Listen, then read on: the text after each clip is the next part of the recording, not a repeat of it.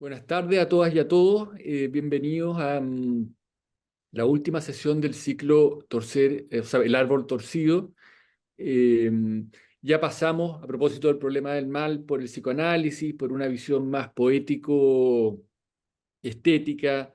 También nos detuvimos en una visión, llamémosla jurídica literaria. Hoy toca la perspectiva filosófica. La presentación se llama Pensar lo impensable y la va a hacer Felipe Alarcón. Gracias, Felipe. Eh, Felipe es coordinador del Centro para las Humanidades, filósofo, traductor de varios autores del francés al castellano y también es profesor adjunto del Instituto de Filosofía de la UDP. Felipe, empieza cuando quiera. Gracias, Manuel. Gracias por la presentación. Y bueno, es un poco estar, hacerme cargo de esta actividad que planeamos con Manuel y que es este ciclo. Entonces, yo lo que preparé una diapositiva que les voy a mostrar inmediatamente. Que no, quiero decir, no, mi especialidad no son las diapositivas, en general no uso, pero vamos a tratar de hacerlo con esto. Denme un segundo y vuelvo. Entonces, lo, esto va a tener tres partes, lo anuncio al tiro. Son dos grandes hipótesis de la filosofía, uno diría en general, sobre el mal, y luego voy a hablar un poco más yo, digamos, o voy a proponer algo un poco más allá de esas dos hipótesis. Em, la cuestión, entonces, es este problema que es famosamente difícil y que es el mal. En todo caso, hay una frase de una autora que se llama Rachana Kamtekar, que a mí me gusta mucho porque me parece súper simple, me parece que resume perfectamente el problema a pesar de su simpleza. Y lo que dice Kamtekar es, lo voy a citar, el mal no es solo difícil de explicar, es también difícil de explicar por qué el mal es tan difícil de explicar. Entonces, la cuestión me parece es que es posible que esta dificultad en realidad tenga que ver, primero, ante todo, eh, con que no sabemos muy bien a qué le llamamos mal, o de qué se habla cuando uno dice el problema del mal. Pareciera, de hecho, que la definición misma es la que se escapa cuando uno quiere hablar de mal. Eh, y eso, por ejemplo, en un primer nivel, en un nivel más básico quizás, es que no es claro lo que decimos cuando cotidianamente decimos mal. O sea, decimos me hace mal para hablar de una comida, por ejemplo, eso se hace, pero también de una actitud.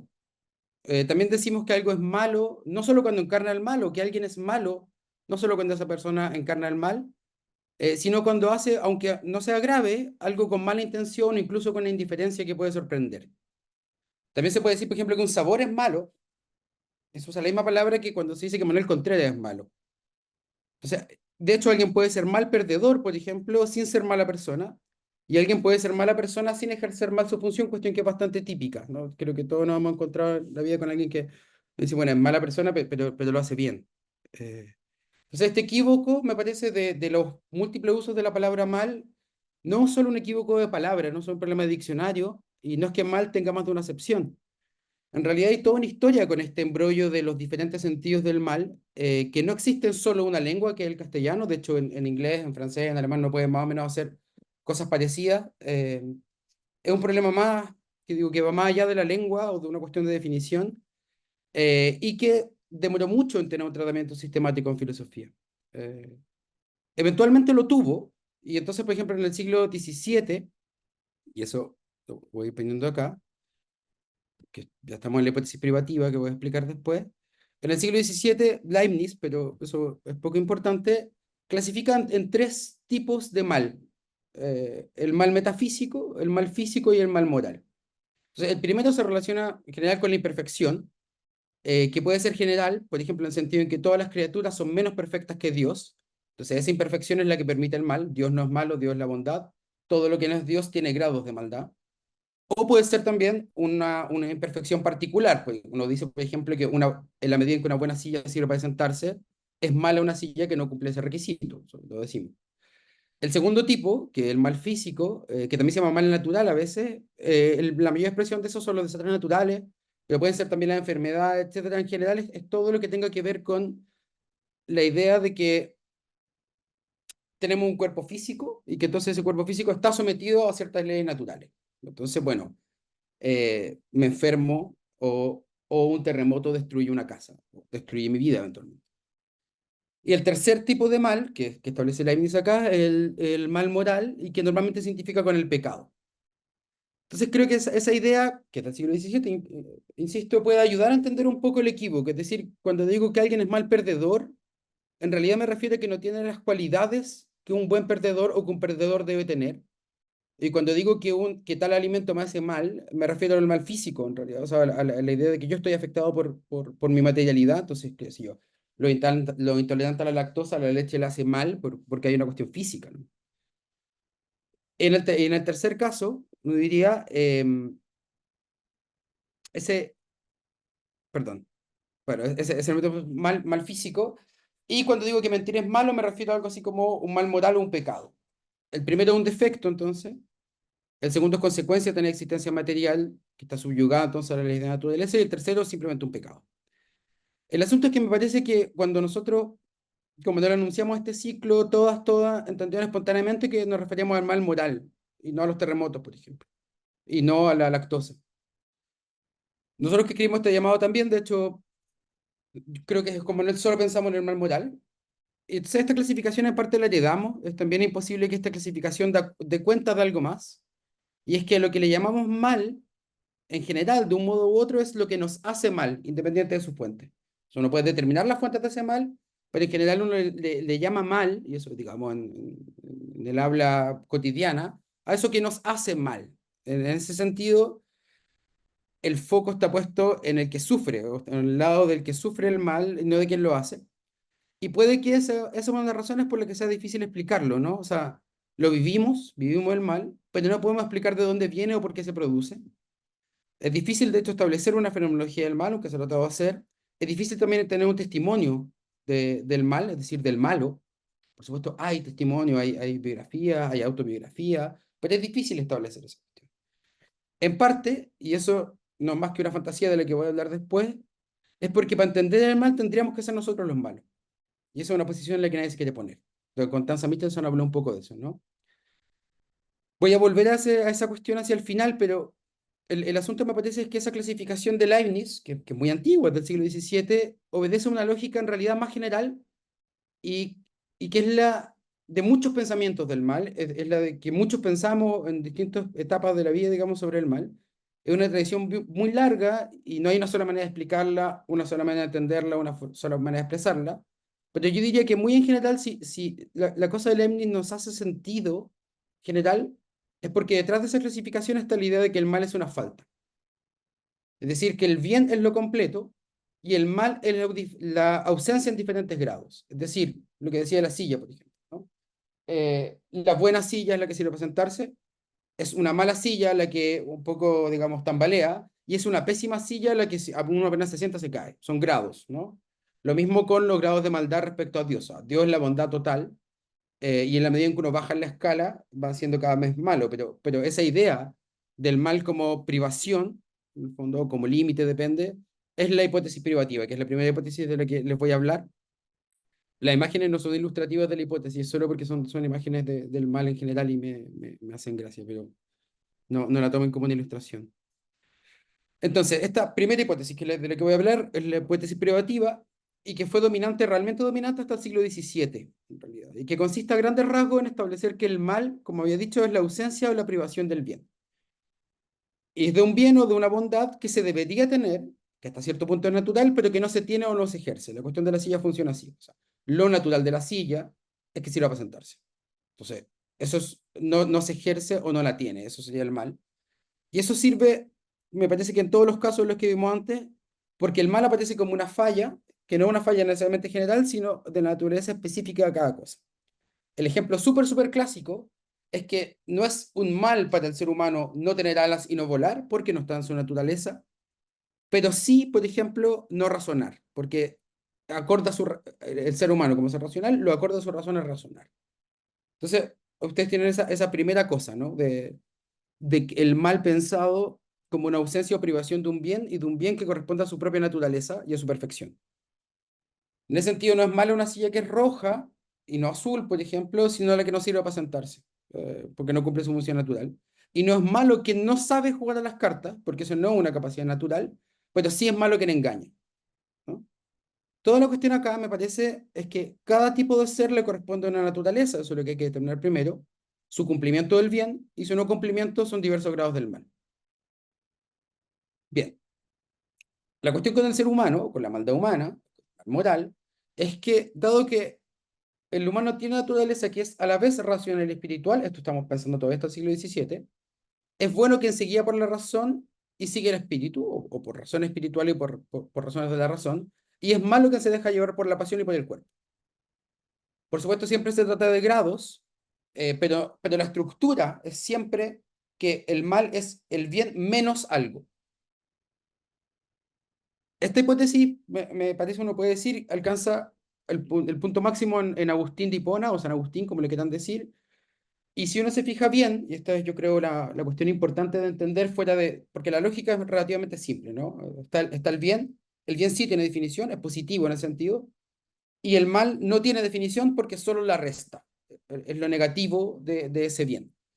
Ahora, si uno se fija bien, esto es, no sé, interesante para los filósofos, probablemente solo para los filósofos, pero es interesante, es que esta hipótesis en realidad elimina dos grandes hipótesis anteriores, pero que siguen circulando. La primera es que el bien y mal son solidarios, en el sentido en que es necesario que haya mal para que haya bien.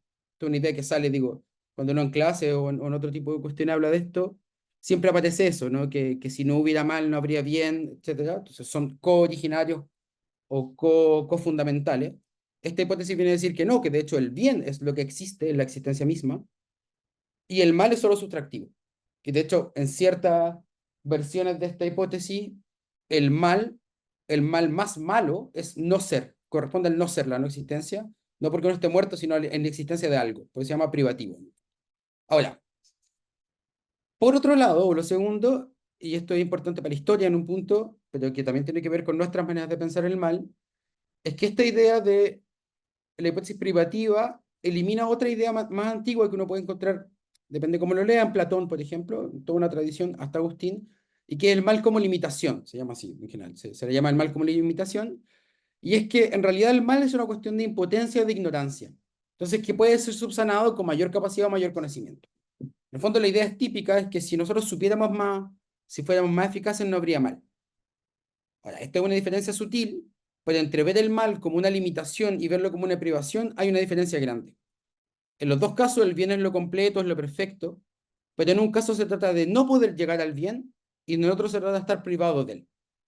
Es diferente, por ejemplo, que el mal se explique por una ignorancia, porque no se ven las consecuencias o porque no se las conocen, que porque se carece de sensibilidad. Esa es la diferencia radical, ¿no? Uno podría decir, por ejemplo, para poner un ejemplo, la cuestión actual, si uno quiere, del sufrimiento animal, podría clasificar de dos formas, ¿no? La gente sigue haciendo sufrir a los animales en los rodeos o comiéndoselos, porque no ha visto los mataderos, y eso de hay miles de videos, digo, hechos para eso, para la propaganda de que uno vea video y entonces sepa, y sabiéndolo entonces ya no lo haga, como si fuera un problema de no saber, en realidad, de no medir las consecuencias y no conocerlas. Pero otra posibilidad es que en realidad la gente no tenga sensibilidad frente a eso. Entonces, esa es la cuestión, ¿no? Ausencia de sensibilidad o bien limitación. No se sabe lo suficiente o bien hay una privación, una falta. Ahora, obviamente todo tiene que ver acá, y eso es lo fundamental, con la determinación de la naturaleza del ser humano para poder determinar la existencia negativa.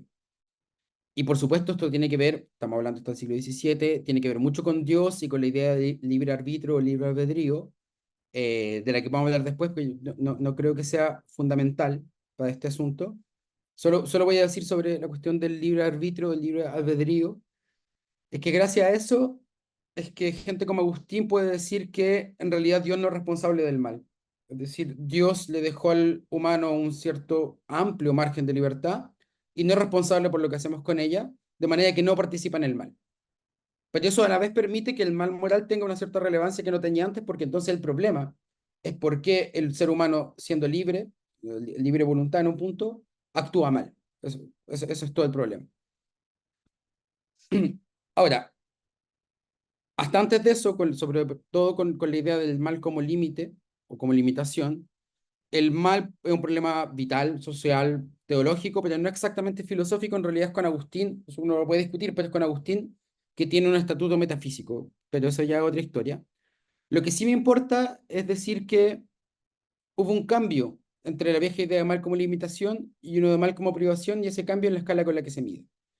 O sea, en una idea teológica más antigua, como Dios es lo bueno, lo totalmente bueno, entre más algo se aleja de Dios, más le falta para la bondad. Y entonces, en cierto sentido, el humano es menos bueno que Dios, pero los animales son menos buenos que lo humano, y las piedras podrían ser algo así como lo peor porque son lo más alejado de Dios, en el sentido que son pura materia. Lo que viene a corregir Agustín es precisamente ese absurdo, digamos, que las piedras sean más malas que el ser humano, porque la idea, y esa es la idea de la hipótesis de privación, es que cada cosa debe medirse según su naturaleza o según sus fines. Por supuesto, para la gente que le interesa un poco más esto o que está más metida en filosofía, esto tiene que ver en realidad con una especie de influencia aristotélica que se viene a superponer a una idea platónica, pero eso otro capítulo. Obviamente uno podría decir mucho sobre esto, pero para fines solo de esta intervención, digamos, lo que importa es que la hipótesis privativa explica varias cosas. Explica, por ejemplo, por qué la pasión se asocia al mal y la razón al bien. En el sentido porque la pasión es puramente material, es carnal, es mundana y por lo tanto es lejana a Dios. La razón es lo más cercano y lo más espiritual. Y entonces, esta idea general de que obrando según la pasión se está más cerca del mal que obrando según la razón. Por ejemplo, la idea de que hacer el bien por provecho propio, es decir, para yo ganar una ventaja, soy menos bueno que haciéndolo por un fin espiritual, típicamente en el catolicismo, la piedad o la caridad. Esa asociación, de hecho, que es de equivalencia, se ha mantenido durante siglos y es la de, por un lado, Dios igual espíritu igual razón. Por otro lado, Satán, por el nombre que sea, igual carne igual pasión. O sea, digo, es una especie de fundamento de este problema.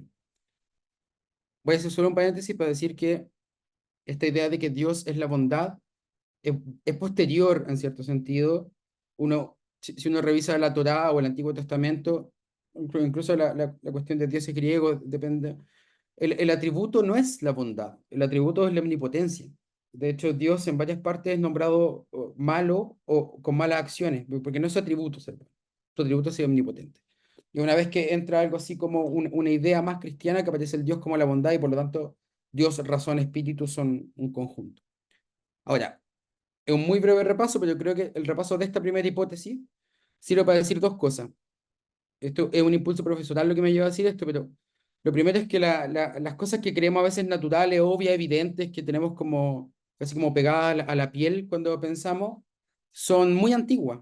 O sea, Agustín escribió el Tratado de Libre Arbitrio entre el 388 y el 395, o sea, 388, no 1300, sino 388 y 395, y el Tratado de Naturaleza del Bien, que es el otro importante, es del 399. Entonces, en varios siglos digo que desde que alguien formuló esto, hasta la idea de sentido común que nosotros todavía tenemos.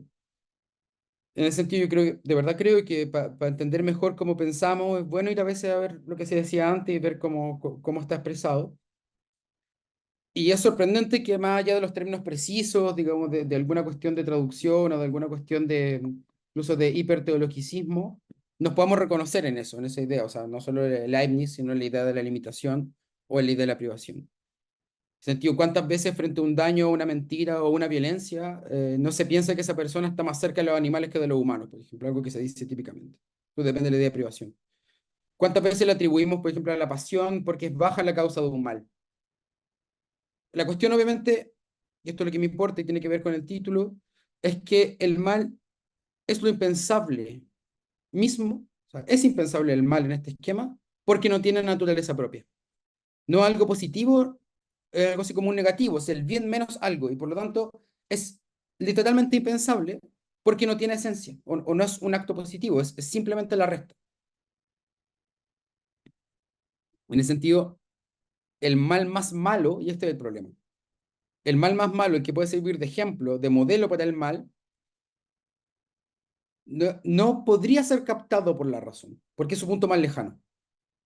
O sea, esta sería la cuestión. Sí, lo bueno es lo espiritual y la razón, y lo malo es todo lo contrario, y lo malo no tiene esencia por sí mismo, sino que solo la resta. El mal más malo, el más puro mal, es lo más lejano a la razón y por lo tanto la razón en realidad se le escapa. Y eso es parte del problema, por eso pues, le ponía pensar lo impensable a esto.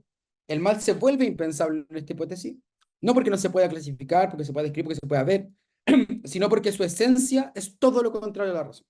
Por lo tanto, es incaptable por la razón. Eso es uno de los problemas de la hipótesis.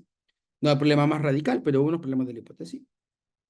Entonces, eso hasta ahí con lo que llamamos hipótesis privativa. O sea, no yo, es una tradición la que llama esto. Como estoy hablando yo digo, pero se llama hipótesis privativa. Ahora, segunda hipótesis sobre el mal, la hipótesis radical, o lo que yo voy a llamar acá hipótesis radical. Para esto hay que hacer un salto, que no es tan largo porque Leibniz, siglo XVII, el salto hasta Kant, que es fines del siglo XVII. Y si bien hay harta discusión, incluso hoy día, digamos, no es vieja esa discusión, hoy día sobre si Kant sigue o no la hipótesis privativa, hay algo que cambia radicalmente cuando Kant entra a la discusión sobre el mal. Y eso es precisamente lo que yo llamaría hipótesis radical. Y es que Kant tiene esta idea, que por supuesto es largo de explicar, y esto no es una clase sobre Kant, y yo tampoco soy un profesor de Kant, entonces no cabe acá, pero esta idea general de Kant de que el mal sí tiene una positividad, es decir, no de que sea bueno, sino de que el mal sí tiene algo así como una esencia que sí se puede describir en este punto. No se puede entender, pero se puede escribir. Y esa cuestión tiene que ver con que en el fondo todo mal moral, estamos solo hablando del mal moral, a pesar de las diferencias de grado, todo mal moral tiene un origen común. Uno podría decir, simplificando muchas cosas, que todo el punto es que la ley moral, lo que Kant llama ley moral, es accesible a todo ser racional, y que entonces todos, sin excepción, estamos capacitados para seguirle y nadie podría excusarse. Seguro, en la medida que más vienen a esta sesión, seguro mucha gente ha escuchado la cuestión de, o la expresión imperativo categórico. Bueno, esa es la manera que tiene Kant de decir que hay una especie de mandamiento, un imperativo que viene de la razón, no de Dios, eso es importante, no de Dios, viene de la razón, y que sirve de base a toda moral. Tiene varias formulaciones del imperativo categórico, pero la más conocida probablemente es obra solo según aquella máxima por la cual puedas querer que al mismo tiempo se convierta en ley universal. Esto tiene unas explicaciones largas que los profesores de filosofía hacen siempre, pero no son importantes para este punto. Voy a hablar un poquito más de eso, pero lo importante acá es que a pesar del método preciso para llegar a eso, la idea es que la ley moral está algo así como dentro de mí y en la medida que soy un ser racional puedo conocerla. Ahora, ¿qué sería el mal en este punto? El mal sería no seguir esa ley. ¿Cómo se explica Kant esa desobediencia si es que todos estamos capacitados para entenderla y de hecho nos aparece como un imperativo, como un mandamiento y no simplemente como un consejo?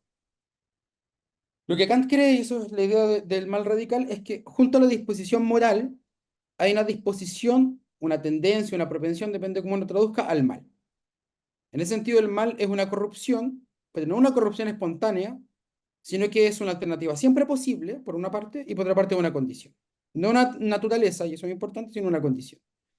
Lo positivo, en ese sentido, lo que hace que tenga una esencia, es que lo que hace que algo sea mal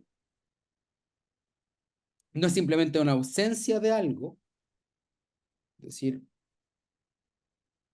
lo que hace que el mal sí sea algo y no simplemente una ausencia de algo, es la estructura de la ley moral. Es lo que quiere decir, se hace el mal porque se elige una máxima contraria a la ley.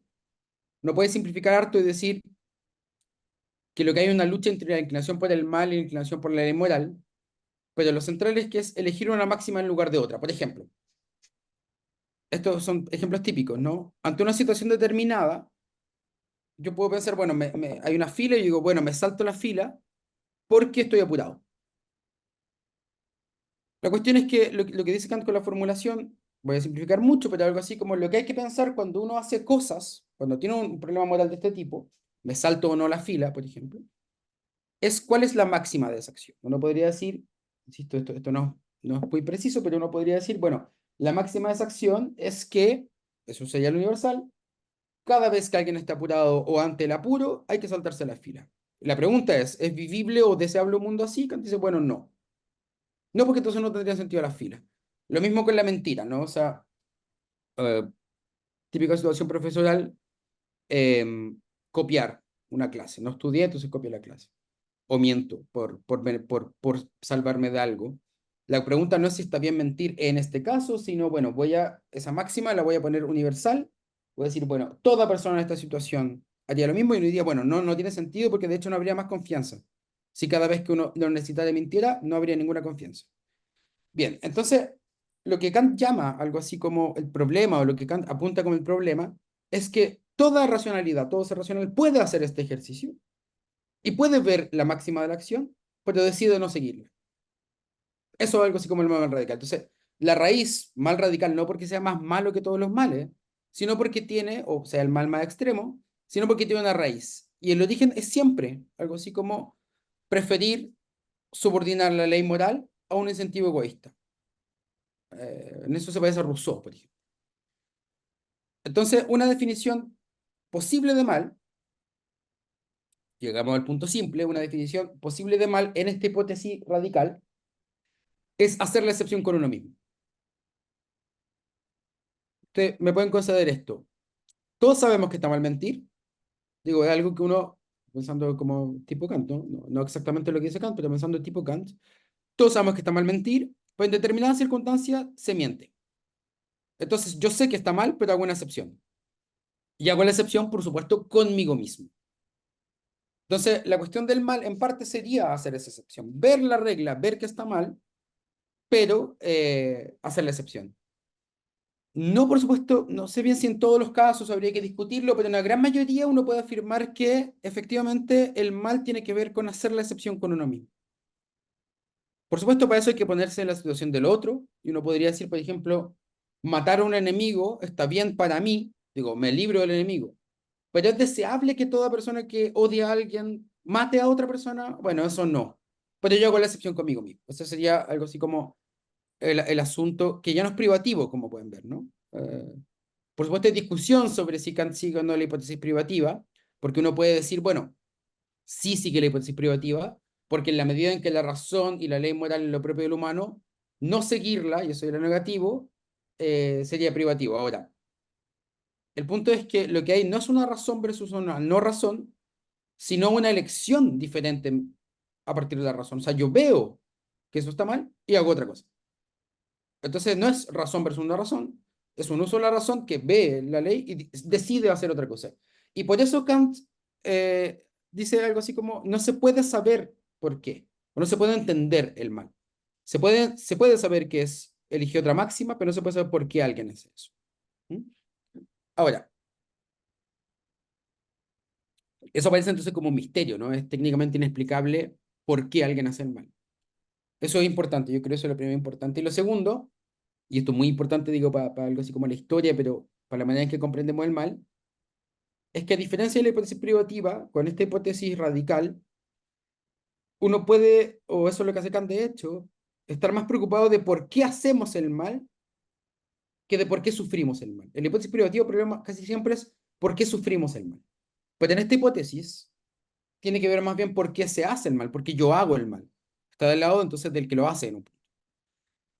Eso es algo que permite, en parte, ese pensamiento lo permite la hipótesis radical, en el sentido en que pone algo así como la decisión o la responsabilidad o la cuestión de parte del que lo hace, y no como un efecto simplemente del mal, que es la cuestión de la hipótesis privativa. Ahora,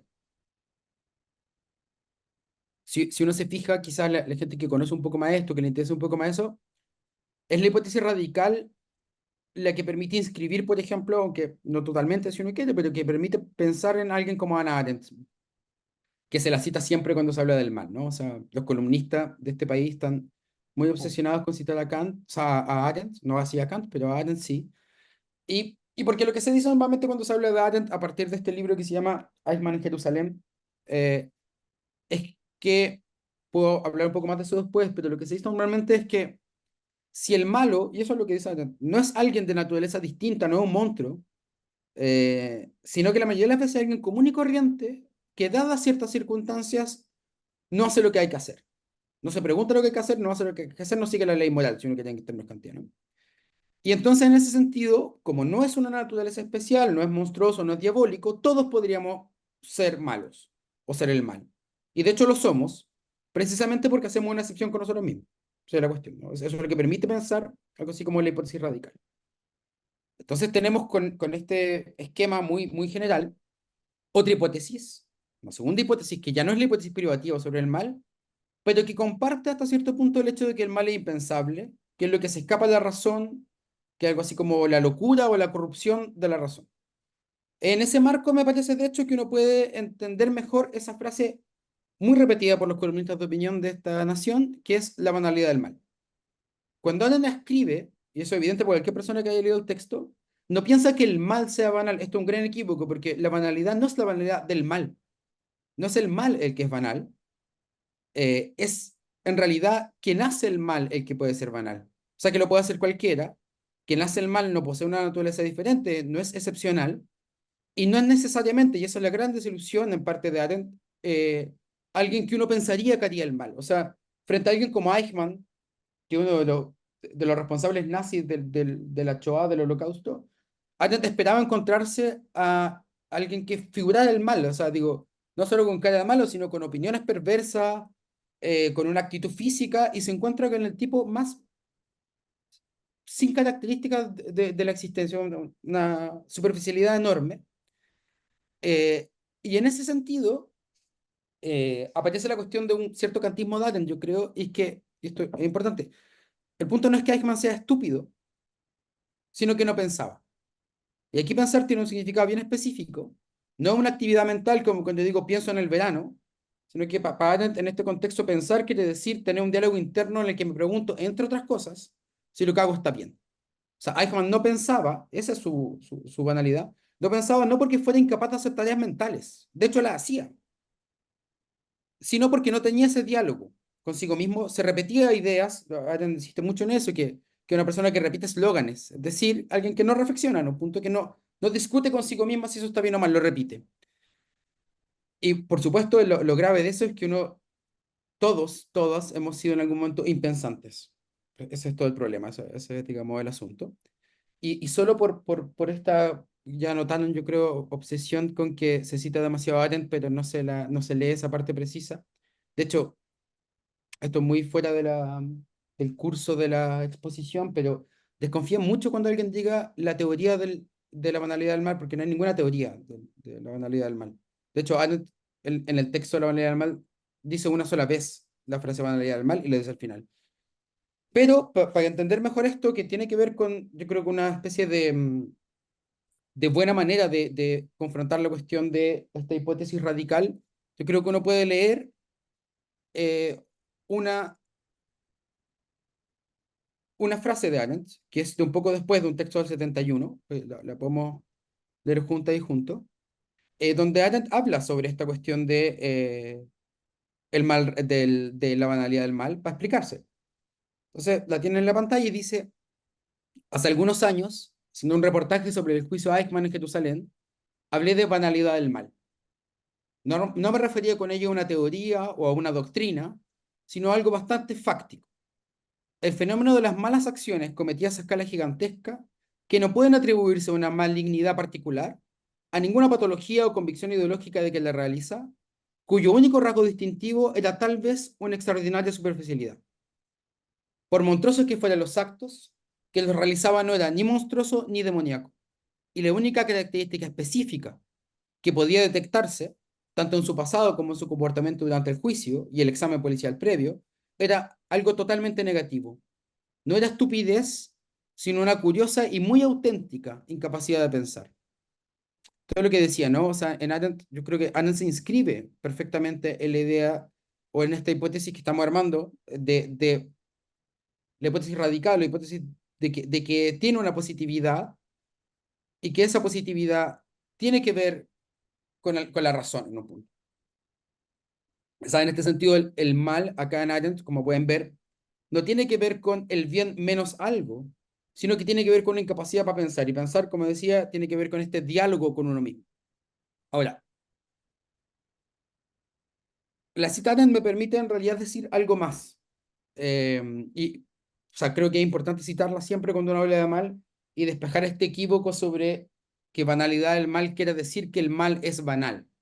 Lo que quiere decir es que, y de hecho no dice que toda maldad sea banal, quiere decir, hay casos en que el mal no obedece a una particular propensión ideológica, a una particular malignidad, sino a una ausencia de pensamiento. Eso es lo banal del malo en un punto, que es banal, no el malo, digamos, su idea, y no que el mal sea algo banal. Eso es muy importante porque a veces se repite esa idea y eso no conecta con la hipótesis radical. Lo que sí conecta es esta otra idea.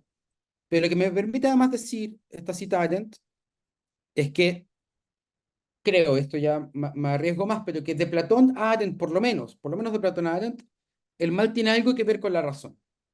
Y en ese sentido en que titulé esta presentación Pensar lo impensable, porque parece que el mal, o parecieran todas estas descripciones, estas dos hipótesis que son grandes y que cubren siglos, que el mal es lo que escapa a la razón, que a veces su ausencia, a veces su locura, a veces su falta, su falla también a veces, quizá, y que con todas las diferencias que son enormes entre autoras, autores, épocas, formulaciones, el mal es algo que se nos escapa, no porque no podamos pensar en él, reflexionar sobre él, de hecho se puede y se hace y se ha hecho por siglos, sino que el mal, en la medida en que está fuera de la razón, que es no pensar, por ejemplo, que es no seguir la razón, que es lo más alejado de la razón, se vuelve para el pensamiento algo así como un imposible. Si sigue la hipótesis privativa o la hipótesis radical, el mal es algo así como lo que está fuera de la razón. Y por eso es impensable. El mal como tal es impensable.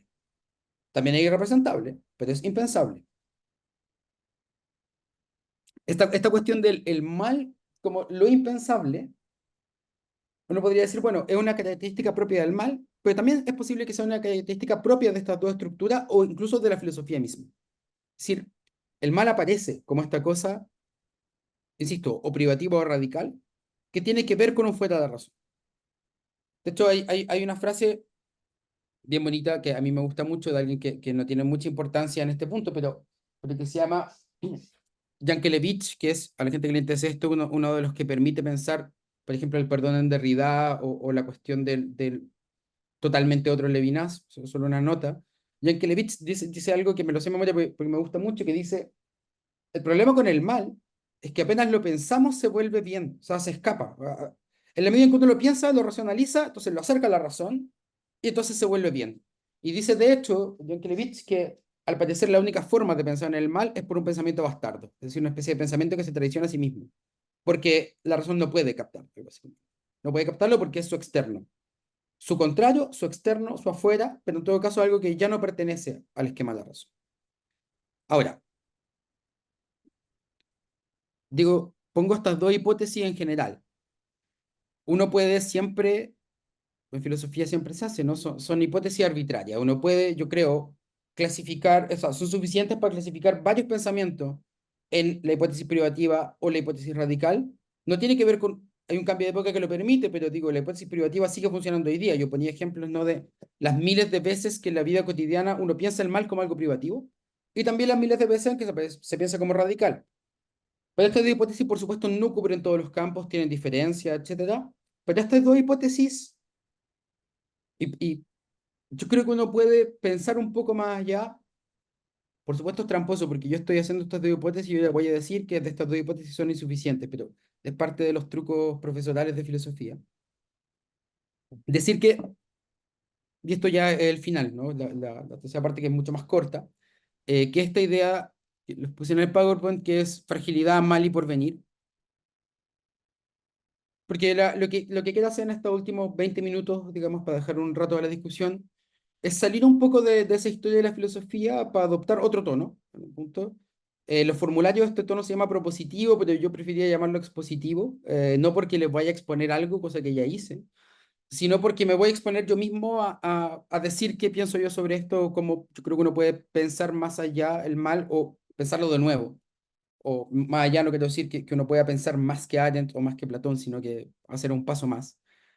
Y porque creo que hay algo que, si bien nunca ha sido ignorado, no ha sido suficientemente destacado. Y lo primero que yo diría, y esto es lo primero, en esta parte ya más, digamos, expositiva en el sentido que estaba diciendo, es que es necesario realmente abandonar a toda costa la idea del mal como un defecto, una falta o una perversión.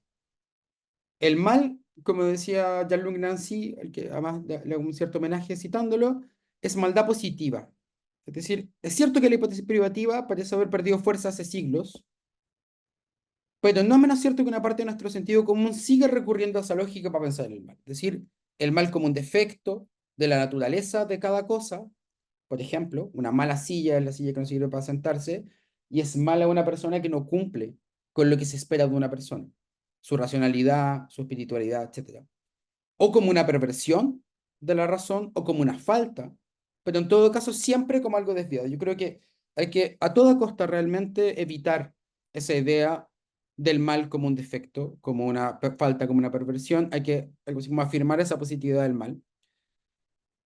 Y que entonces si queremos pensar el mal, y ese sería el problema, todo indica que hay que seguir la hipótesis radical, ¿no? Porque es la única hipótesis de las que vimos, que son dos, que dice que el mal es algo y no solo una ausencia de algo.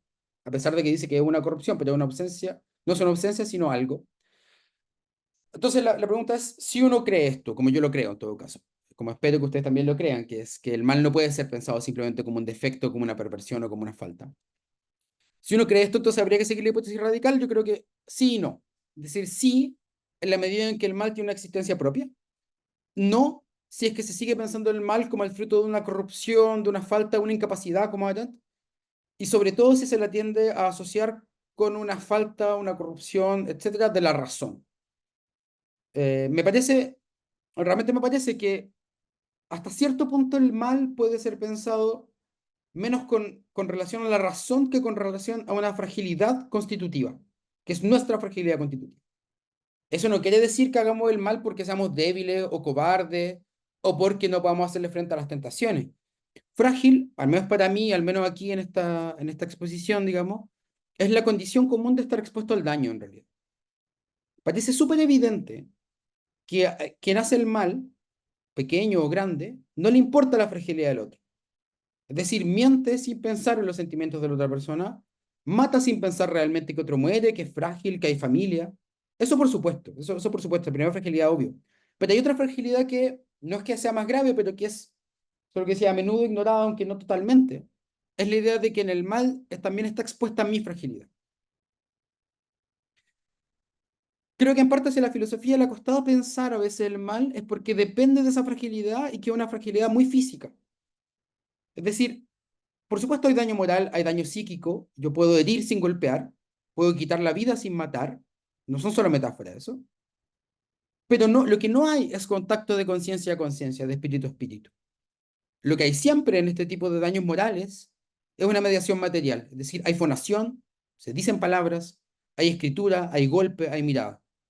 Creo que una parte del mal viene de ahí, o de una parte de este equívoco sobre el mal viene de ahí, que es darle prioridad al espíritu sobre el cuerpo, de pensar que lo que digo son solo palabras, que no son materiales, que cuando golpeo en cierto sentido es un mensaje el que transmito, ¿no? O sea, a veces pasa eso. Pasa sobre todo con los castigos a los niños, ¿no? No, gente que piensa que cuando golpea en realidad da un mensaje. Pero ese mensaje es como espiritual e inmaterial, pero en realidad lo que pasa es algo físico. También esta cosa, ¿no? Uno piensa como las palabras hacen más daño que los golpes. Bueno, pero es que las palabras son fonaciones, son materiales también. O sea, hay que tomar en cuenta esa parte, me parece, la idea de la fragilidad. Entonces, no pensar que es solo un mensaje que transmito y que cuando disparo también, por ejemplo, no le disparo una idea, le disparo siempre a una persona. Simplemente no es cierto que haya algo así como un mal que pase de conciencia a conciencia, de espíritu a espíritu. Hay siempre una mediación material. Y esa mediación material es lo que conecta con nuestra fragilidad totalmente constitutiva. Y que es que somos frágiles. Frágiles, insisto, no de cobardes, no una fragilidad moral. Fragilidad de que depende de un hilo. Ahora, en esta idea que estoy exponiendo, el mal no es algo sustractivo, obviamente, no una ausencia, es una posibilidad, o sea, una posibilidad positiva de la existencia. Se puede hacer el mal. Ese es el punto. Hacer el mal en ese sentido no es no hacer el bien. De hecho, voy a de nuevo citar a Jean-Luc Nancy como homenaje, porque murió hace algunos años. Jean-Luc Nancy dice que algo que a mí me importa mucho, que dice, lo voy a citar, decidirse por el mal no es decidir no hacer el bien, es decidir socavar en la decisión misma la posibilidad del bien. Dalo de nuevo. Decidirse por el mal no es entonces decidir no hacer el bien, es decidir socavar en la decisión misma la posibilidad del bien. Esto, por supuesto, merece una explicación. Es que para Jean-Luc Nancy, pero yo me sumo a él, hacer el mal es destruir la promesa del bien, es matar el bien antes de que nazca. Una especie de decisión temprana que no combate el bien, no es un combate del bien contra el mal, sino que lo impide. Y lo impide porque hace desaparecer no solo la posibilidad del bien, uno puede pensar en la paz, por ejemplo. O sea, hacer el mal, de hecho, lo que aniquila es la posibilidad de un bien futuro. Por ejemplo, de la paz. Pero además, y esto me parece más importante, el mal no solo aniquila el porvenir del bien, o como dicen Jean-Luc Nancy, la posibilidad del bien, sino que aniquila además una singularidad. Eh, por ejemplo, lo que yo llamaría violencia, en este esquema, no es un golpe, no un insulto necesariamente, ni siquiera una muerte, es la destrucción de una posibilidad singular. En ese sentido, hay cosas que parecen violencia, pero que en realidad permiten singularidad o expresiones singulares. Y hay cosas que parecen muy pacíficas, entre ellas la ley, pero que impiden el despliegue o la aparición de una singularidad. Ahora, yo voy cerrando, pero el problema, yo diría, una gran parte del problema, estoy siguiendo la línea de esto, es que cuando se aniquila una singularidad, otra singularidad, la del otro, cuando mato, por ejemplo, o cuando miento, etcétera, aniquilo también mi posibilidad singular, o mi posibilidad de ser singular. En ese sentido, hacer el mal, uno podría decir, es cortar el lazo. O sea, matar no simplemente privarle a alguien la posibilidad de seguir existiendo, es también la posibilidad de mi relación con él. Y la mentira, que es un ejemplo menos grave, no solo engañar, sino en parte cortar una relación de confianza, por ejemplo. Entonces el punto acá sería, me parece, que, siguiendo a Nancy, pensando todas estas cosas, el mal es una opción por la ausencia de futuro o de porvenir. Y eso principalmente porque, esto lo podemos discutir después, pero una característica central del sufrimiento, de todo sufrimiento y de ello, es que desvincula, aísla, encierra en sí mismo. El, el dolor encierra en sí mismo, digo, el dolor estoy ni siquiera pensando en un dolor moral, en el dolor del duelo, de la pérdida o del desamor, estoy pensando incluso en el dolor de cabeza. Lo que hace algo así como el sufrimiento es aislarte. Una parte del consuelo, por ejemplo, es volver a religar a alguien al mundo. Eso es muy importante cuando alguien sufre, ¿no? Volver a religarlo al mundo. Porque hay algo así como una sustracción. Creo que uno puede pensar en miles de ejemplos propios o de otra persona, en los que el sufrimiento lo que hace es aislar a alguien. Todos los sufrimientos te aíslan. Te aíslan del mundo hasta aniquilar un mundo, depende del tipo de sufrimiento, del grado de sufrimiento. Pero ¿qué quiero decir con esto?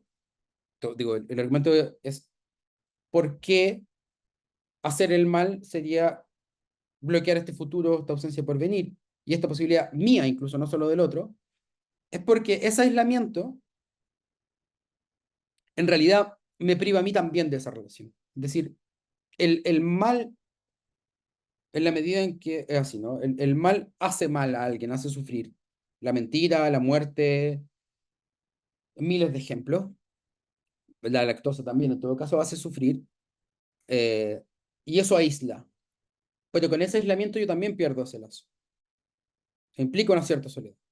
O sea, pérdida de lazo. Y de hecho, creo que esto pasa incluso en las experiencias no solo más comunes, sino en las formas de hablar más comunes, ¿no? Cuando uno miente, en general, cuando alguien miente, estoy pensando desde una pequeña mentira sobre no tengo plata cuando alguien te pide plata en la calle, hasta una gran mentira como una mentira presidencial, qué sé yo, una mentira que implica más gente. Siempre cuando después de que eso pasa, cuando se descubre, se habla de recuperar la confianza. Porque efectivamente hay una pérdida de lazo. Ahora, el punto sería entonces que cuando uno hace el mal, aísla a otro por el sufrimiento, pero uno se priva entonces de esa relación y privándose de esa relación hace desaparecer eventualmente un mundo. Eso es lo que quiero decir con fragilidad. Lo que no ve el que hace el mal es su propia fragilidad. Ve la fragilidad del otro porque de hecho por eso lo hace, ¿no? O sea, ve la posibilidad de matar, sabe que la otra persona es mortal y por lo tanto mata. Lo que no ve es que con eso desaparece su propia posibilidad de vincularse en general con un mundo. Entonces, yo había dicho, comentando un poquito a Kant, que el mal es hacer la excepción con uno mismo, ¿no? Eso uno puede decirlo siempre. Yo ahora agregaría que en realidad es hacer la excepción con uno mismo respecto a la fragilidad, hacer como si uno no fuera frágil, como si el mundo no pendiera de un hilo todo el tiempo, y es un hilo que corto cuando hago el mal. Y de que más allá de toda teología y de toda metafísica, aunque me arriesgo un poco con eso, el mal es impensable porque no tiene tanto que ver con no pensar como con no reconocer esa propia fragilidad. Ahí hay una historia, están las novelas, están los poemas, están las películas. Toda la cuestión de quien hace mal se siente por un momento invulnerable, se siente exceptuado de la fragilidad y sin falta, algo así como la historia le prueba su fragilidad.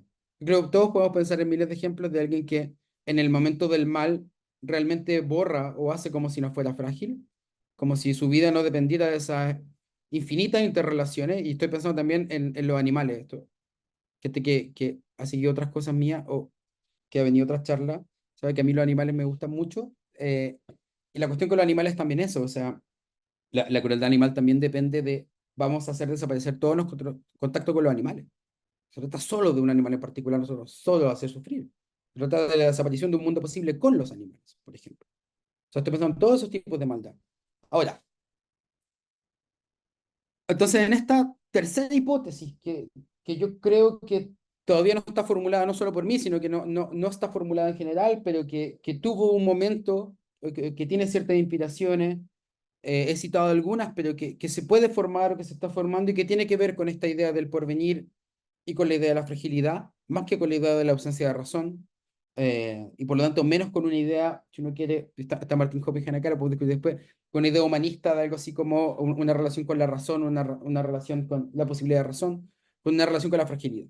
Y que eso incluye a muchas más especies, a muchas más formas de vida, a mucha más gente, a mucha más diversidad en un punto. Ahora, la cuestión entonces es la vulnerabilidad, y no necesariamente la vulnerabilidad del otro, sino la mía propia. Y eso creo lo que se olvida en el mal, o eso es algo así como lo que tiene que ver con el mal. Y es lo que hace que el mal sea hasta cierto punto impensable, porque tiene que ver con ese lado de la fragilidad.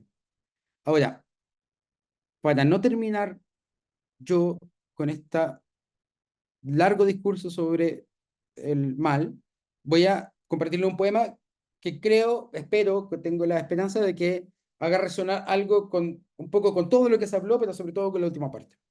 Y un poema de Oden, de W.H. Oden, al que además está dedicado el texto de Arendt que cité, entonces también hay una cierta relación interna.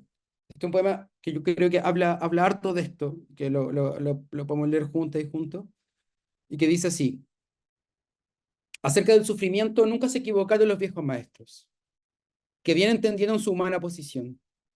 Cómo tiene lugar mientras alguien más come o abre una ventana o camina descuidadamente. Cómo, cuando los más viejos esperan con respeto y pasión un milagroso nacimiento, hay siempre alrededor niños que tanto nos interesan en el lecho y patinan en un estanque donde termina el bosque. Nunca olvidaron que hasta el martirio más terrible debe seguir su curso como sea, en una esquina, en un punto cualquiera, donde los perros siguen su vida de perros, siguen viviendo su vida de perros, y el caballo del torturador rasca inocentemente su trasero detrás de un árbol de cualquiera. El Ícaro de Bruegel, por ejemplo, como todo se aleja, sin prisa del desastre. Puede que el labrador haya escuchado el golpe, el grito de desamparo, pero para él la pérdida no era importante.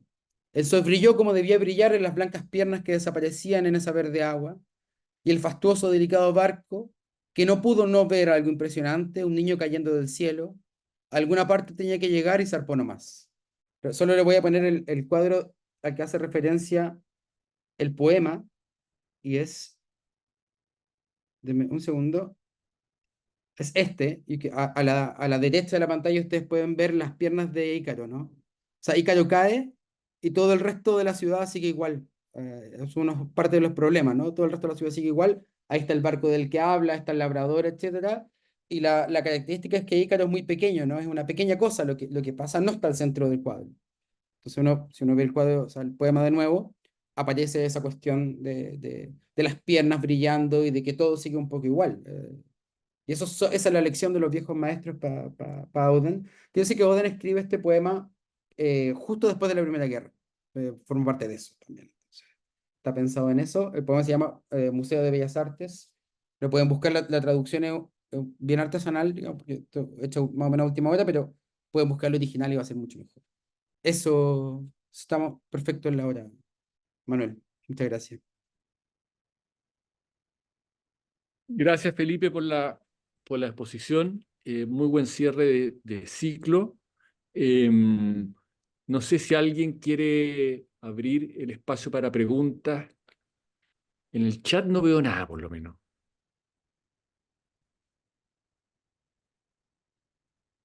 No. Y súper no.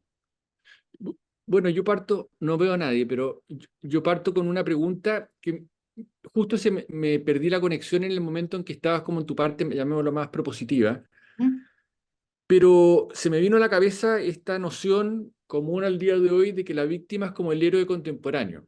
ujú. O sea, esa posición inmuniza frente a a la crítica, se le concede autoridad por derecho propio, es una manera de reclamar derecho. En fin, nuestra identidad parece constituirse más bien por lo que padecemos que por otra cosa. Y eso supone tal vez me parece a mí como una noción expandida del mal y también una noción expandida de las posibilidades del daño.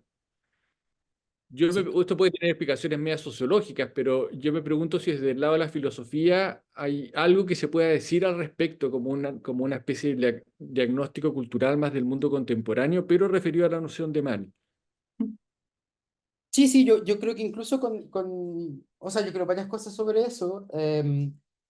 Lo primero es que en general ese tipo de ideas tienen que ver con una idea privativa o una hipótesis privativa.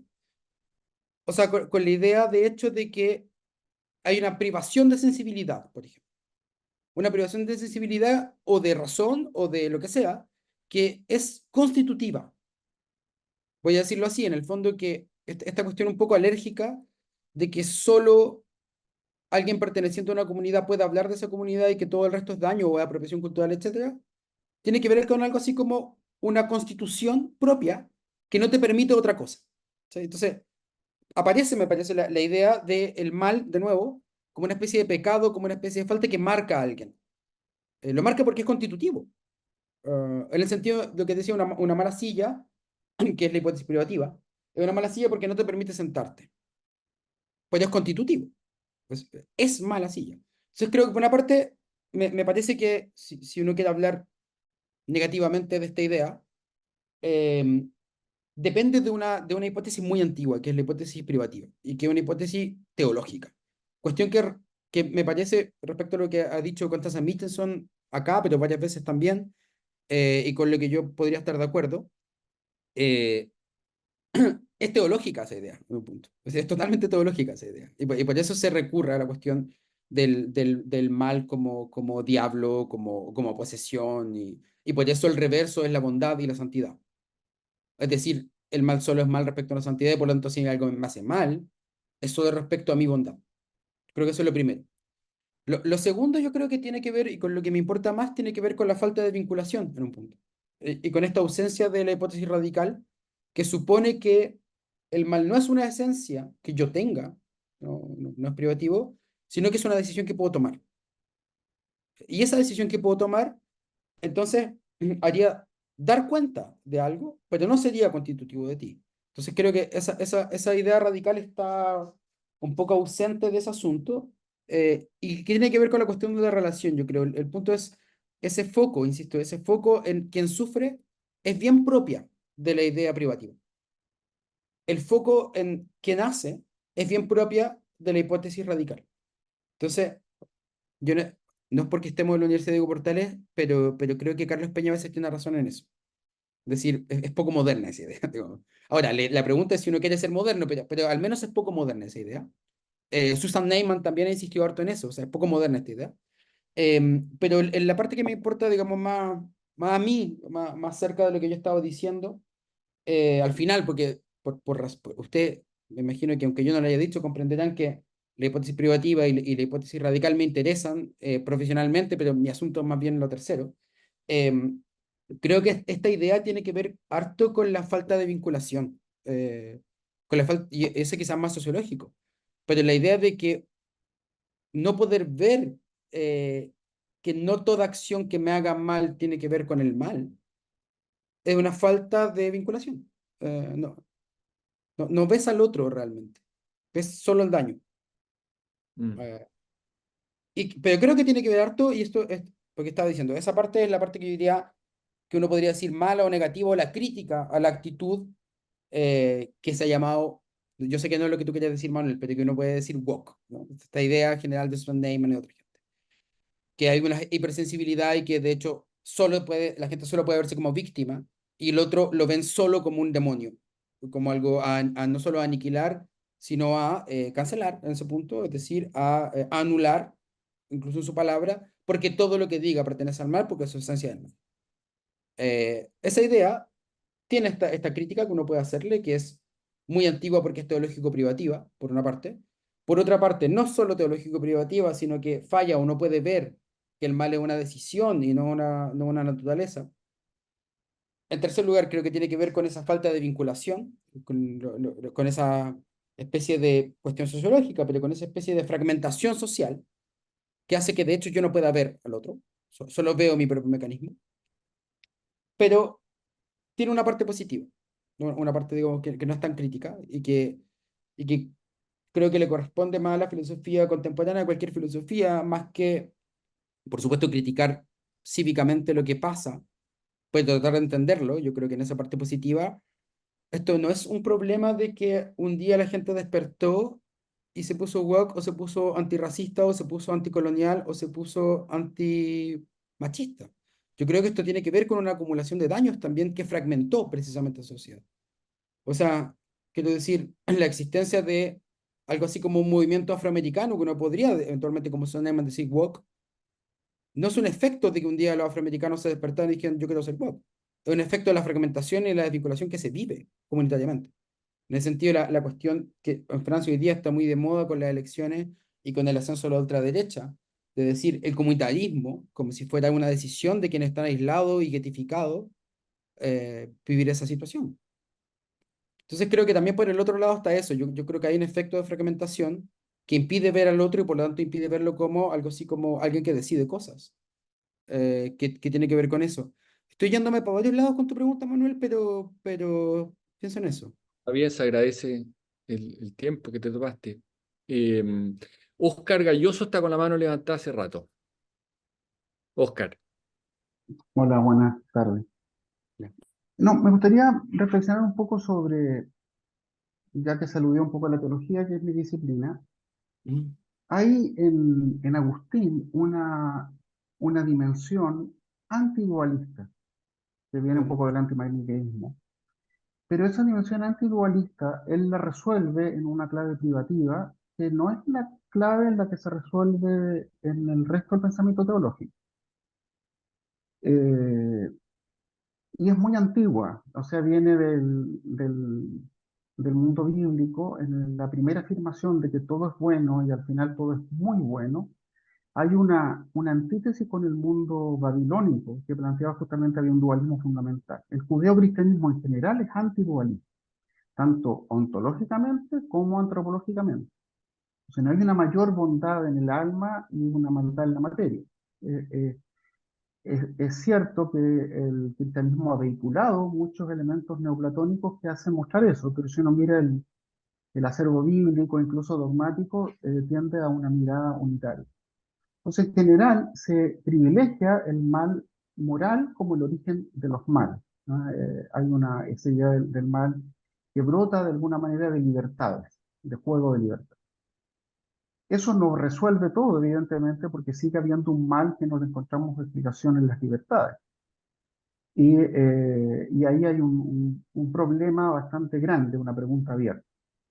En ese sentido, el, el texto de Job es muy ilustrativo de cómo la teología judía enfrenta el problema del mal a gran escala y lo enfrenta sin resolverlo. Es decir, no podemos explicar el mal totalmente, podemos patalear contra Dios y Dios tiene derecho de quedarse callado y no darnos ninguna explicación. Entonces hay una teología muy radical en Job. Tal vez probablemente el texto más radical en términos de reflexión sobre lo que significa la experiencia humana y la relación con Dios. Ahora tú aludes al vínculo, a la fragilidad, a la desfragilidad. Yo creo que ahí hay una clave fundamental, tal vez fenomenológica, del hecho de que nos relacionamos. Eh, Alguien podría decir que aludir a naturaleza, pero hay algo, antes de que reflexionemos y que razonemos, hay experiencias psicoafectivas que nos permiten descubrir cosas. Yo creo que hay un tema, y aquí me estoy quedando por otro lado probablemente, Neruda en el discurso del Nobel dice de que no vamos a resistir vernos frente a la fealdad de la bomba. Usa unas palabras similares. Es decir, que él apuesta por la belleza porque la belleza es bien. Eso lo trabajó también otros autores, otros conferencistas trabajaron eso antes, me parece. Bueno, eso quería un poco, no sé si aportar o dialogar. Yo me quedo un poco con la visión, tu propuesta, o sea, la propuesta que alude justamente a responsabilizarse del otro en términos, yo lo veo más en sintonía con Levinas eso, pero puede que esté más en otra línea, pero igual encuentro que ahí hay una alternativa que nos obliga a ser responsables o en el fondo asumir el vínculo. ¿Ah? Y eso creo que por ahí va. Es totalmente, confirmo que es totalmente levinasiano. O sea, esta cosa no es solo levinasiana, pero tiene harto que ver con Levinas. Mi formación misma tiene que ver con eso. Y también, o sea, te agradezco mucho la cuestión sobre Agustín y sobre la teología, porque me lo salté, pero es un punto esencial, porque Agustín hace mucho efecto, y de hecho yo creo que una cuestión de que hay que acordarse de esto. Hay muchos teólogos en la historia, y hay muchos buenos teólogos, y la gente que trabaja teología, de hecho, yo cada vez me impresiona cuando escucho a gente que trabaja teología, porque citan mucha gente que uno, como no teólogo, no conoce. Pero si Agustín sobrevive, es por algo. Y esa sobrevivencia de Agustín, solo para gusto de quienes sean agustinianos, estuve hace no mucho en una cosa de fenomenología en la Universidad de Chile, precisamente, y habían varios estudiantes, qué sé yo, de 20, 21, y se habló sobre el ateísmo general de la Chile, digamos, por supuesto, en ese ambiente. A todos les gustaba Agustín. Todo era como Agustín, súper bueno, hay que leerlo. Eso pasa, digo, yo no soy creyente y no trabajo teología, pero las confesiones de Agustín es algo que me gusta mucho, por ejemplo, como la leo siempre. Entonces, Agustín tuvo una sobrevivencia. Y esa discusión sobre Job es, de hecho, no soy yo el autorizado, pero el libro de Job es muy impresionante, y todas las versiones que han habido y todas las discusiones sobre el libro de Job son muy impresionantes, ante todo porque hay una escena que uno puede decir excepcional. Y es que en ese punto, vamos a decirlo así simplemente, pero Satán no está peleando con Dios. De hecho, son pruebas. Digo, hay una especie de acuerdo primero. Entonces, hay una cuestión un poco extraña con esa idea, que permite pensar otras cosas. Porque el libro de Job es fundamental con eso, y sobre la cuestión del ser con y de asumir. Yo creo, de hecho, que es eso, lo que yo quería decir en el fondo, y veo la pregunta de Ernesto, y voy a volver a eso, voy a conectarla con la pregunta de Ernesto del chat. La idea, me parece, no es religar o volver a conectarse con otro, quiere decir precisamente lo que decías tú, no, asumir que yo estoy siempre ligado con el otro. Es decir, que hay una interdependencia del mundo y de los otros que es anterior a mi decisión, incluso a mi existencia. Es decir, en la medida de, es una estructura más fundamental el ser con que el ser en este punto. Y en ese punto, no es, religarse quiere decir no volver a religarme ni borrar ninguna distancia. Quiere decir reconocer o asumir, como decías tú, el hecho de que constitutivamente soy con otros. Y que por lo tanto, si el mal quiebra algo, lo que quiebra no es solo algo externo, como si estuviera allá, sino mi propia posibilidad. Y por eso decía el porvenir en general. ¿No? Es bastante obvio que cuando uno mata a alguien, lo priva de seguir viviendo. Es menos obvio que en la medida en que hay una dependencia global, se mata también la posibilidad de un mundo, de un mundo que es mi mundo también. Con los animales es bastante más obvio, o sea, no sé si más obvio, me interesa más, porque los vemos más como cosas y vemos menos su singularidad. Cuando se mata siempre se mata a alguien, pero cuando se matan animales, como son animales en general. Pero eso impide realmente la posibilidad de un mundo en que vivamos con animales. Y que no solo esta típica cuestión de la abeja, por supuesto, todo, ¿no? Pero tiene que ver con eso, con la posibilidad de que el mundo no es una cosa fija, es hacer mundo con otros. Y ese hacer mundo con otros se ve impedido cuando está ese aislamiento. Y sobre lo de Ernesto, porque voy hacia allá.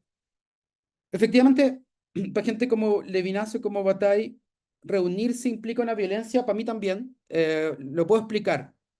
Eh, lo que yo decía, no hay comunicación de conciencia a conciencia, de corazón a corazón, quiere decir también que a veces la idea de reunirse, de ligarse, de reconocer al otro, tiene que ver harto con absorberlo. Por ejemplo, con decir el otro es otro como yo, y por lo tanto reducirlo a mis coordenadas en realidad, y fusionarse con el otro. Y esas ideas pueden llevar hasta las peores ideas de nacionalismo, ¿no? Somos uno. Somos uno, entonces nos fundimos y somos uno. Bien. Lo que en realidad yo distinguiría entre... esta respuesta es para Ernesto, porque además Ernesto yo lo conozco porque he estado en instancias académicas con él, entonces ya habíamos hablado de esto un poco, no realmente, pero un poco. Efectivamente, la anulación de toda distancia entre yo y otra persona es violencia. Yo creo.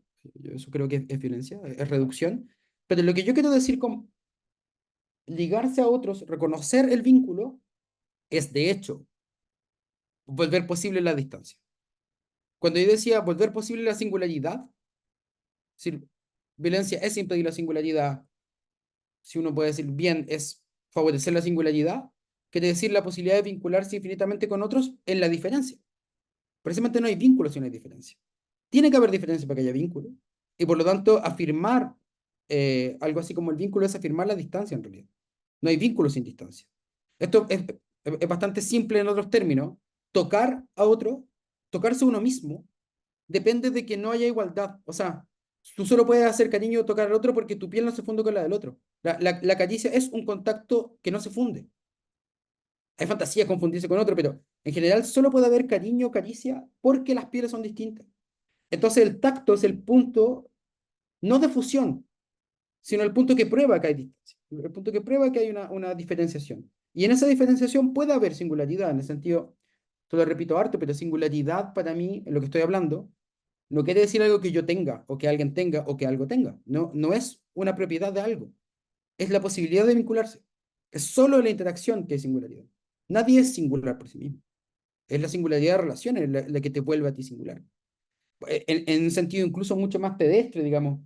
Uno puede decir, cada persona aquí es única, no porque tenga un alma súper única, sino por la cantidad de vinculaciones que he tenido con otras personas, con textos, con el paisaje, con la tristeza, etcétera. Son vinculaciones, ¿no? Entonces, en ese sentido, Ernesto, efectivamente, si reunir o ligar quiere decir eliminar la distancia, yo creo que eso es violencia, pero si reconocer el vínculo quiere decir reconocer la distancia y por lo tanto la alteridad y por lo tanto la diferencia, yo estaría a favor de eso.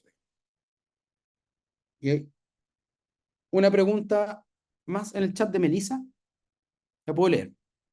Bueno, el agradecimiento no lo veré porque es para mí, lo puedo leer yo, pero se pensaba desde otra lista, quizás que los seres humanos no podemos ser conscientes o lúcidos en un sentido cabal todo el tiempo. Tal vez desde esta perspectiva existe una naturaleza también de maldad. No sé si podría referirme un poco a eso, claro. Sí, sí, sí. Yo creo que precisamente lo que yo decía que a mí no me gusta tanto de la hipótesis que yo estoy armando en todo caso radical, pero lo que uno puede ver a veces en Kant, a veces en Arendt, en una gran tradición de eso, que es una tradición que de hecho viene es un avance, digamos, porque viene a darle un sentido, un carácter real al mal y no solo privativo.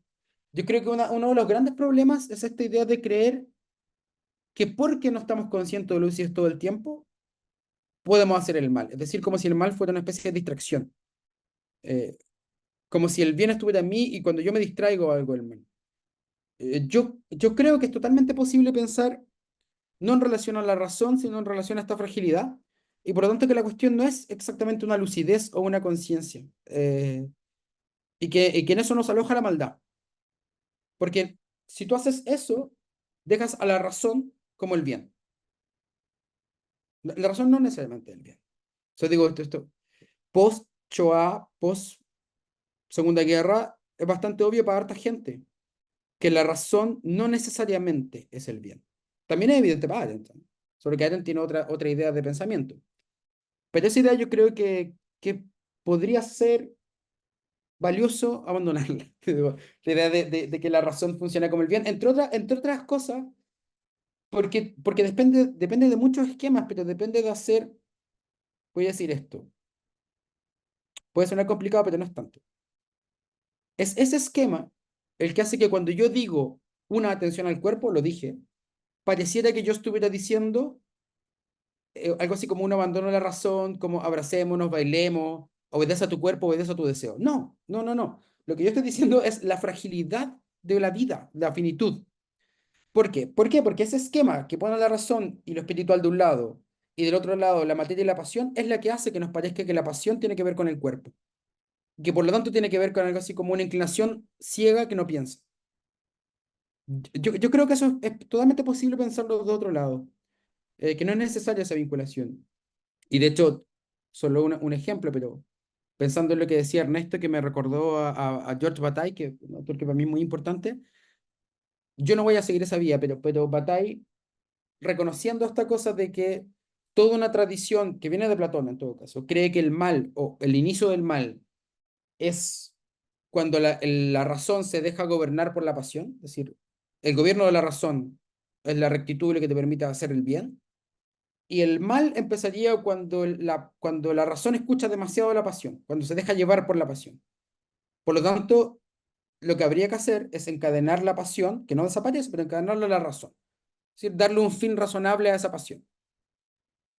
Si no hay mal. Y Bataille, que es un autor entre los 30 y los 60, que le interesa mucho el mal, tiene un libro precioso sobre el mal, dice en un momento, en varios momentos, que en realidad es el encadenamiento de la pasión a la razón lo que hace el mal.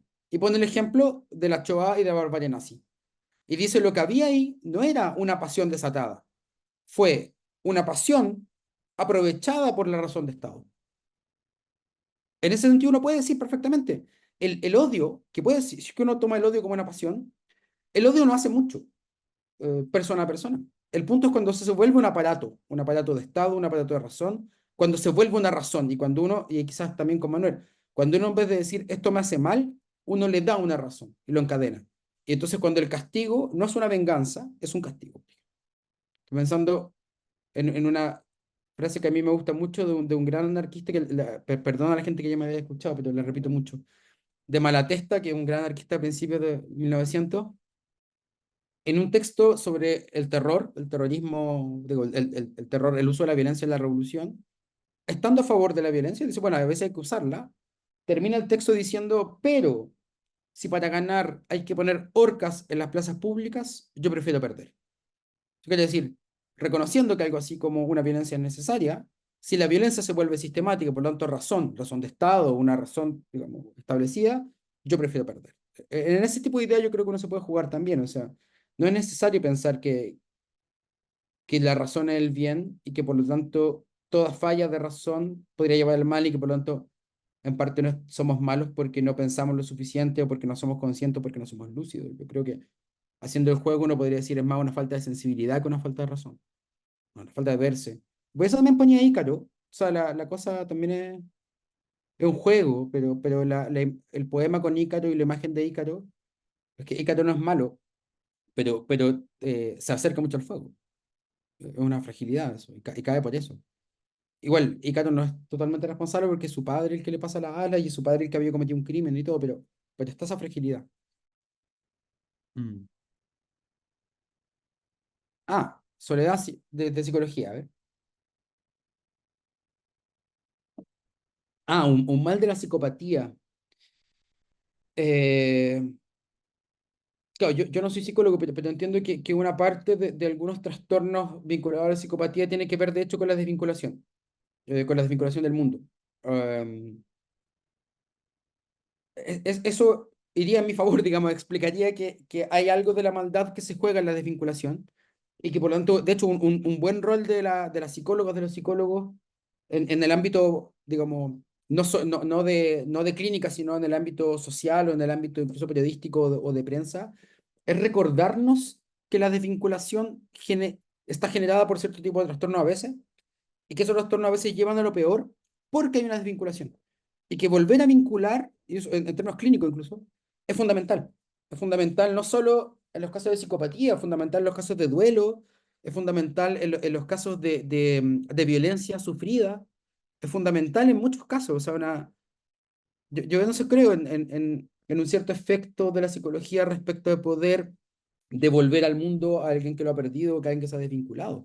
Yo creo que una parte del mal tiene que ver con esa desvinculación en un nivel más ontológico, más técnico, porque somos con otros, somos en un mundo, y por lo tanto todo daño a ese mundo en el fondo se te devuelve. Eso no es moral, simplemente son socavar las condiciones mismas de la existencia. Pero por otro creo que también uno puede pensar los trastornos mentales en ese sentido menos moralmente también. Tienen que ver con efectos de desvinculación y son los efectos de desvinculación los que tienen un correlato moral, pues no hay una moralidad en la desvinculación en un punto. Eso quiero decir, no es malo que se desvincula, sino que la desvinculación corre el riesgo de la maldad, en el fondo. Eso es lo que diría yo. Muchas gracias.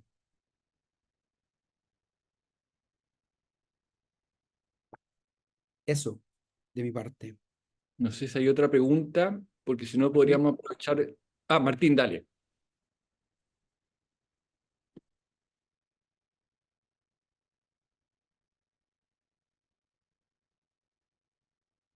Estás muteado, Martín. Ahí. Ahora sí. Ahí sí. Ahí sí. Dos puntos que me quedan dando vuelta, ¿ya? Uno en relación a esto que la razón gobierne la pasión, digamos, y lleve las riendas bien puestas, ¿no? De ese carruaje. O el contraargumento, digamos, de que en realidad la pasión se convierte en mal cuando, o sea, el problema precisamente ocurre cuando se racionaliza, ¿ya? Es decir, cuando se...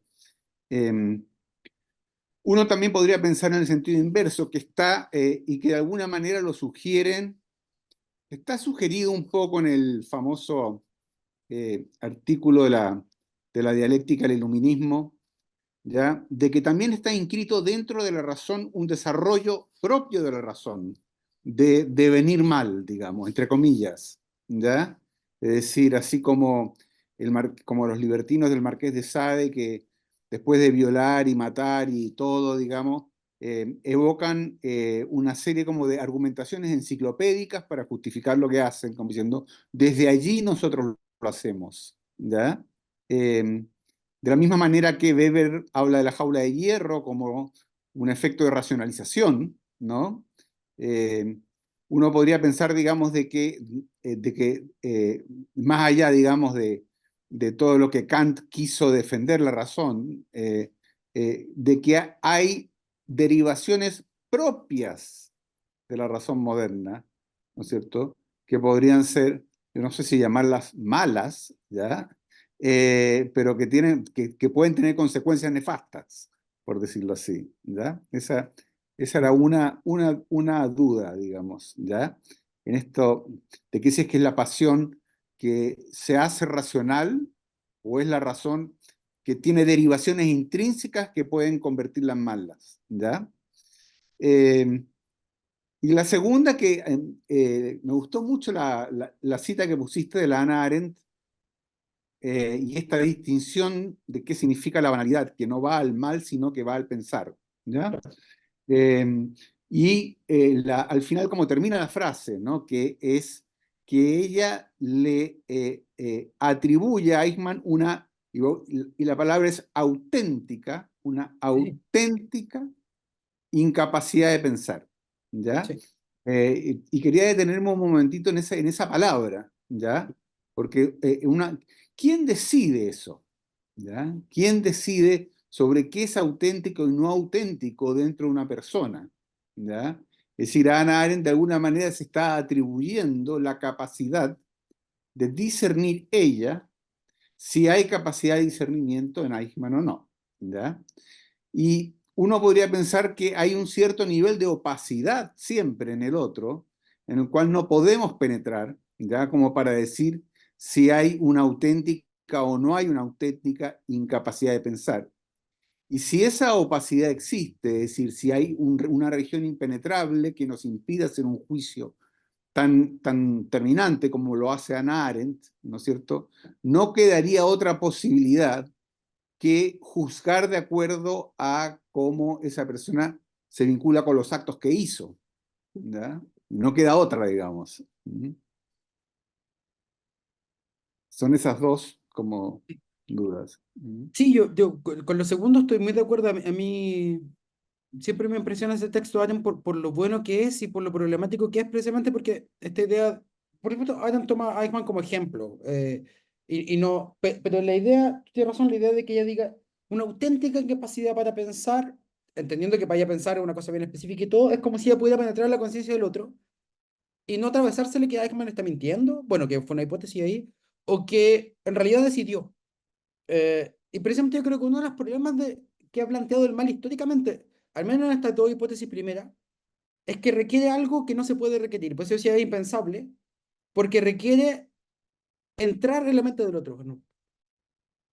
Hasta cierto punto, tú tienes dos opciones y ahí pasó la primera, tienes dos opciones. O entrar en la mente del otro, entonces saber por qué lo hizo, incluso para decir así, captar el sistema que lo llevó a pensar eso, pues ahí Kant entra en eso, ¿no? O sea, hay una perversión o una especie de corrupción en el mecanismo de pensamiento, pero ahí habría que ver cómo alguien piensa, y para eso habría que escuchar al malo. Pero lo que dice el malo está fuera de la razón. Entonces, está todo ese problema. Yo creo que ese problema es insalvable en las dos hipótesis, y es parte del problema, digamos. Y en Arendt, en lo que tú decías, es bastante claro. Parte del problema es que el mal, si es la ausencia de pensamiento, no se puede comprobar por razón, y por lo tanto no puedo comprobarlo más que lo acto.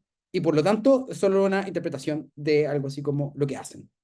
Y eso es un principio, no se puede salir de ese esquema, yo creo, en estas dos hipótesis. Y eso conecta con lo primero, y que es la manera en que se comprende la razón. Efectivamente hay un cambio entre pensar la razón como el bien puro, y por lo tanto aquello que no es corruptible, que no tiene corrupción y que en realidad la falla es de uno, a pensar como Don Hammer, como mucha gente, que hay en la razón moderna hay una especie de mala programación, digamos, había un pequeño fallo en la programación que podía llevar para allá. Yo creo que todo eso es precisamente una crítica a la razón moderna, que yo creo que a veces le da demasiada importancia a lo que la propia filosofía se cuenta sobre la razón. Eso no quiere decir que la razón no sea importante, quiere decir que creo que la filosofía a veces, con esta desesperación de no salir del centro, que yo también lo tengo, digamos, vivo de eso, eh, quiere poner la razón más arriba de lo que hay, por lo tanto, magnificar los efectos. Yo creo que es magnificar los efectos a veces de eso, pero eso digo, una larga discusión. Lo que yo sí creo es que la cosa de Bataille de dar vuelta y de decir que en realidad el mal es el encadenamiento de la pasión y que lo que habría que hacer es encadenar la pasión, tiene muchísimos problemas y yo creo que sigue jugando contra esta hipótesis de radicalidad que yo creo que son un avance objetivo en un punto, pero que hay que pensar hoy día otras posibilidades con lo que sabemos. Yo con eso cierro, pero a mí me gusta hay una frase que yo creo que no es genial, pero es buena. Eh, Hay toda una onda con decir, que yo creo que es cierto, el pensamiento después de la Shoah, después del Holocausto, sobre el mal fue importante. De hecho, Hannah Arendt dice, después de la Segunda Guerra Mundial, el tema central va a ser el mal.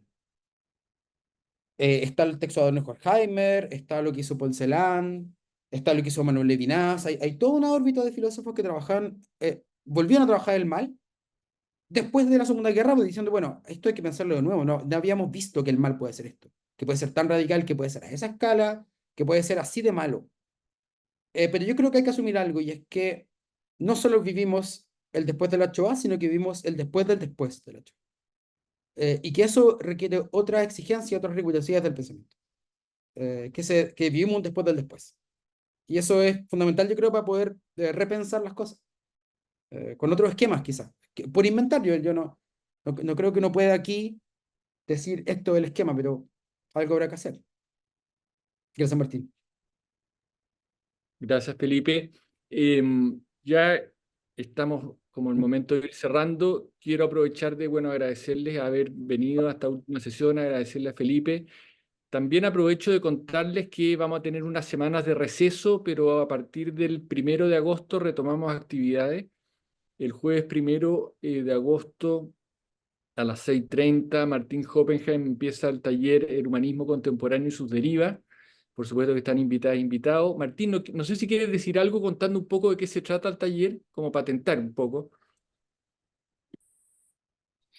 Sí, es un taller que ya está bastante rodado porque viene como en su tercera o cuarta versión, pero siempre va cambiando de matices porque esa es la idea, ¿ya? Y en el caso, digamos, del ciclo de 8 sesiones que empieza el primero y que será todos los jueves, entiendo, a las 6:30 de la tarde, la dinámica siempre es una dinámica primero expositiva y después de diálogo, pero que en este caso también el acento va a estar más puesto en contradicciones del humanismo que que en una mera secuencia de los grandes hitos del humanismo, ¿ya? Es decir, vamos a problematizar básicamente el humanismo y no solamente lo vamos a defender o lo vamos a reconstruir históricamente. ¿Mm?